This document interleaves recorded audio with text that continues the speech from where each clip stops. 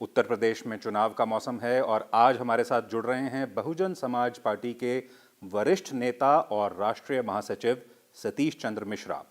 सतीश जी, मेरा पहला सवाल आपसे ये है कि इस पूरे चुनाव प्रचार में मायावती जी क्यों नहीं दिखाई दे रही? हमारी पार्टी की कार्यशैली है। पार्टी के हम लोग जो लोग हैं वो जा करके पूरे प्रदेश में घूमते हैं, हर जिले में जाते हैं, मीटिंगें करते हैं। बहन मायावती जी ने हमेशा हर चुनाव में, आप पुराने देख ली, कोई नई चीज़ थोड़ी ना, हर चुनाव में उन्होंने एक बार एड्रेस किया बड़े लोगों, बड़ी एक मीटिंग में, जैसे 5 लाख लोगों को किया आपकी बार 9 अक्टूबर को। उन्होंने हमेशा इसी तरह से किया, पिछले चुनाव में भी, उसके पिछले चुनाव में भी। फिर जब चुनाव घोषणा हो जाती है तो बहन मायावती जी हर जिले में जाती हैं और हर जिले में जाकर के अपनी वो रैली करने का काम करती हैं। इस बार के चुनाव प्रचार में योगी आदित्यनाथ और अखिलेश यादव की बहुत चर्चा है। इन दोनों नेताओं के बारे में आपकी क्या राय है? इन दोनों के बारे में पब्लिक ने देख लिया है कि अगर ये आए तो ये वो करेंगे जो इन्होंने 5 साल में किया, पहले 2012 से 17 के बीच में। वो सबने देखा कि क्या क्या हुआ, किस तरह से सैफई में नाच गाना हो रहा था और किस तरह से मुजफ्फरनगर में कांड हो रहा था, किस तरह से 134 दंगे हुए। लोग वो देखेंगे, याद करेंगे कि अगर ये आएंगे तो ये सब चीज़ें होंगी। योगी आदित्यनाथ की सरकार में लोगों ने देख लिया कि क्या हो रहा है, खाली रोको और ठोको। ये कोई उम्मीद नहीं करता है कि एक मुख्यमंत्री इस तरह के बयान देगा। तो इस सरकार में कोई भी डेवलपमेंट का वर्क तो हुआ नहीं। जो भी डेवलपमेंट का वर्क हुआ वो अखबारों में हुआ, मीडिया में हुआ या टीवी में दिखाने के लिए हुआ, एडवर्टीजमेंट के माध्यम से। ये जो दोनों सरकारें हैं, इन्होंने प्रदेश को सोचा कि हम इनको भ्रमित कर लेंगे, 500 करोड़ रुपया महीना खर्च करके एडवर्टीजमेंट में हम लोगों को दिखा देंगे हमारी बहुत अच्छी सरकार चल रही है। तो वो अब की बार लोगों के सामने असली चेहरा आ चुका है और इन दोनों के प्रचार से हम लोगों को कोई फर्क नहीं पड़ता। और आज भी हम लोग ग्राउंड लेवल पे, ये लोग हमसे बहुत बहुत मीलों दूर हैं जिस तरह से हम लोग वहाँ पर मजबूती से जुड़े हुए हैं। बीएसपी इस बार किन मुद्दों पे चुनाव लड़ रही है? आप अपने वोटर्स को, पोटेंशियल वोटर्स को क्या संदेश दे रहे हैं? देखिए, हमारी जो जो अराजकता इस दौरान में 5 साल और उसके पहले 5 साल में लूट मार, डकैती, फिरौती, दंगे, फसाद, बलात्कार, ये सब चीज़ें हुई, वो लोगों ने देखा है। इस सरकार में भी देख रहे हैं कि रोको और ठोको वाली नीति के तहत में 500 से ज़्यादा ब्राह्मणों की हत्याएं हो गई, 100 से ज़्यादा ब्राह्मणों का शूट आउट हो गया। दलितों के साथ में ये इसी तरह से हो रहा। किसान जो है वो रो रहा, करा रहा, उसकी ज़मीन कब्जा करने की कोशिश की गई, उसने आंदोलन किया तो उसको कुचल के मारने का काम किया गया। कहा गया कि हम तुम्हारी आमदनी 2 गुनी कर देंगे। 2 गुनी की 25 रुपये गन्ना के दाम पिछले महीने बढ़ाए जब चुनाव आ गया। बहन मायावती जी ने क्या किया, उन्होंने अपनी सरकार में इन सबको सुरक्षा दी। महिला सुरक्षित थी, रात के 12 बजे भी घर से निकल जाती थी, सुरक्षित थी, जानती थी बहन मायावती जी मुख्यमंत्री हैं। किसानों का 2 गुनी आमदनी उन्होंने करने का काम किया। 125 रुपये क्विंटल का दाम था, उसको 250 पहुंचाने का काम बहन मायावती जी ने किया। बेरोजगारी दूर करने का काम बहन मायावती जी ने किया। जिन मुद्दों का आपने जिक्र किया वो वाकई में बहुत गंभीर मुद्दे हैं, चाहे वो महंगाई हो, चाहे बेरोजगारी हो या लॉ एंड ऑर्डर की सिचुएशन हो। इतने गंभीर मुद्दे होने के बाद भी क्यों बीएसपी को सोशल इंजीनियरिंग की ज़रूरत पड़ती है? इस बार आप प्रबुद्ध सम्मेलन करके ब्राह्मणों को फिर से अपनी पार्टी की तरफ लुभाने की कोशिश कर रहे हैं। आखिरकार सब कुछ जाके रुकता सोशल इंजीनियरिंग पर ही है? देखिए, सोशल इंजीनियरिंग तो एक बहुत ही मूल चीज़ है जो कि होनी ही होनी चाहिए। हमारी पार्टी का मेन मोटो ही, हमारी पार्टी कहती है सर्वजन हिताय सर्वजन सुखाय।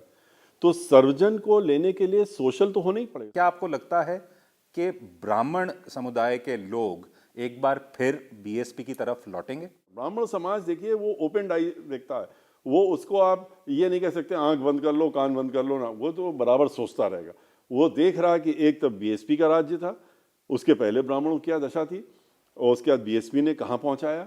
दूसरी तरफ वो देख रहा है समाजवादी पार्टी की सरकार में वो कभी उम्मीद भी नहीं करता था, उसने देखा भी भारतीय जनता पार्टी जिससे उम्मीद थी उसने तो बिल्कुल ही किनारे कर दिया। और इसी का नतीजा तो है, तो भारतीय जनता पार्टी ने खुद भी स्वीकार कर लिया है कि ब्राह्मण समाज हमारे साथ नहीं, हमसे नाराज हो गया, हमारे साथ नहीं है। देखिए, दलित के साथ में पिछड़ा वर्ग और मुस्लिम समाज तो पहले से ही जुड़ा रहता है, इकट्ठा रहता है। ये ब्राह्मण समाज को इन लोगों ने इधर उधर करने की जो कोशिश की थी, जिसकी वजह से ब्राह्मण समाज बिल्कुल ज़ीरो की स्टेज में पहुंचा देने का काम किया था, तो उनका भी मान सम्मान रखने के लिए, बढ़ाने के लिए हम लोगों ने, और सोसाइटी का ये डिफरेंस ख़त्म करने के लिए जो एक बनाने की कोशिश कही जाती थी कि ये अलग है, वो अलग है, उसको ख़त्म करने के लिए हम लोग इसको लेकर के आए थे एंड वी वर सक्सेसफुल। तो आज अगर कोई एक अच्छी चीज़ हम लोगों ने एक फॉर्मूला चलाया और वो सक्सेसफुल भी हुआ, जिससे कि हमारी सरकार भी बनी। सरकार नहीं बनेगी तो हम सोशल इंजीनियरिंग को अमली जामा नहीं पहना सकते। तो सरकार बनना भी ज़रूरी है, और सरकार बनने के लिए अगर ये सोसाइटी के सब वर्ग के लोग जो हैं, और ब्राह्मण्स सब स्पेसिफिकली जिस तरीके से आउटकास्टेड इस समय कर दिए गए इस सरकार में, वो जब इकट्ठा होकर के आएंगे जैसे पहले आए थे, तो हम लोग एक फिर से उसी तरह की सरकार बना करके और फिर से वैसी सोसाइटी बनाने का काम करेंगे। लेकिन बीएसपी की अपनी मुश्किलें भी कम नहीं हुई हैं। आपकी पार्टी के बहुत से नेता या तो पार्टी छोड़ के चले गए हैं या निष्कासित कर दिए गए हैं। पिछले चुनावों में आपने 19 सीटें जीती थीं, लेकिन आज की तारीख में आपकी पार्टी के सिर्फ 3 विधायक बचे हैं। तो इन सब घटनाओं का आपके चुनावी प्रचार पे क्या असर पड़ेगा? कोई नहीं पड़ता। ये सब तो जब हमने कैंपेनिंग शुरू करी उसके पहले जा चुके थे, इनको हटा दिया गया था पार्टी से, क्योंकि इन्होंने धोखा देने का काम किया था। एक डिसिप्लिन एक्शन लिया गया और इनको निकाल के बाहर कर दिया गया। निकाल के बाहर करने के बाद ये कहाँ जाते हैं, क्या करते हैं, उससे पार्टी को इसलिए फ़र्क नहीं पड़ता क्योंकि हमेशा ये पार्टी का, बीएसपी का इतिहास है कि इन्होंने को ज़ीरो से लेकर के नेता बनाने का काम पार्टी करती है, क्योंकि अपने कोर वोटर जो उनके साथ लोग हैं वो उसको नेता बनाते हैं, वो खुद नेता नहीं होते हैं। और नेता बनने के बाद अगर ये पार्टी को धोखा देते हैं और धोखा देकर जब चले जाते हैं तो ये अकेले ही जाते हैं। पार्टी का कोई भी इनके साथ में जो वर्कर है, जो सपोर्टर है, जो वोटर है, वो इनके साथ नहीं जाता है। इसीलिए जब अगला चुनाव होता है तो ये मुंह के बल गिर जाते हैं।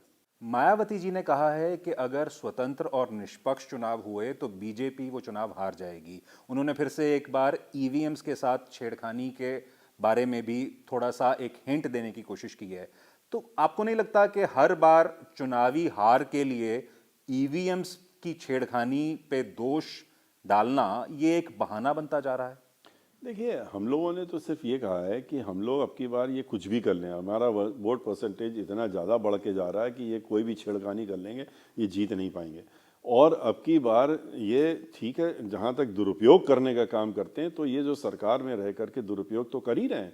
ये दुरुपयोग नहीं था क्या, जो जिस तरीके से इलेक्शन कमीशन ने जिस दिन अनाउंस किया उसके एक दिन पहले भी 8 पत्थर लगा रहे हैं मुख्यमंत्री जी, क्योंकि कल अनाउंस होने वाला तो आज 8 जगह दौड़े और दौड़ के बटनें दबाई कि ऑन किया कि ये भी हम दे रहे हैं, ये भी दे रहे हैं, हम ये भी देंगे। तो ये दुरुपयोग तो अगर सत्ता का दुरुपयोग करें अलाउ करेगी इलेक्शन कमीशन, या इनको अपनी तरह से मनमानी करने के लिए देगी, तो दिक्कत तो होगी। और ये निश्चित रूप से तय है कि अब की बार भारतीय जनता पार्टी का बाय बाय हो गया, बाहर जा रही है।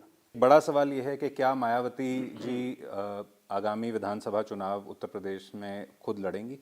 देखिए, बहन मायावती जी या मैं स्वयं, हम लोग अभी कोई चुनाव के मैदान में, अभी हम लोगों ने कोई निर्णय यहाँ पर न पार्टी ने लिया, न बहन मायावती जी ने लिया। अभी तक ये निर्णय हम लोगों के सामने नहीं आया कि वो चुनाव लड़ेंगी या नहीं लड़ेंगी।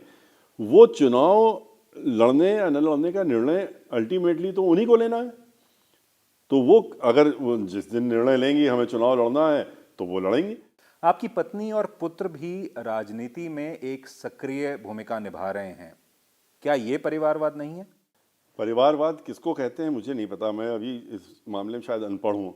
मुझे तो लगता है कि परिवारवाद वो है कि हम चुनाव लड़ा रहे हैं अपनी पत्नी को, हम चुनाव लड़ा रहे हैं अपने लड़के को। वो खुद स्वयं भी कह चुके हैं, मैं भी कह चुका हूँ कि वो चुनाव ना लड़ रहे हैं, ना किसी पार्टी की पोस्ट में हैं। तो लोग खाली निकले हैं उनको पार्टी को मजबूत करने के लिए और उनको जिताने के लिए। आप अवेयर हैं, आप कोई सेकंड रंग लीडरशिप अपनी प्रिपेयर कर रहे हैं, और अगर ऐसा कुछ है तो वो दिखती क्यों नहीं है?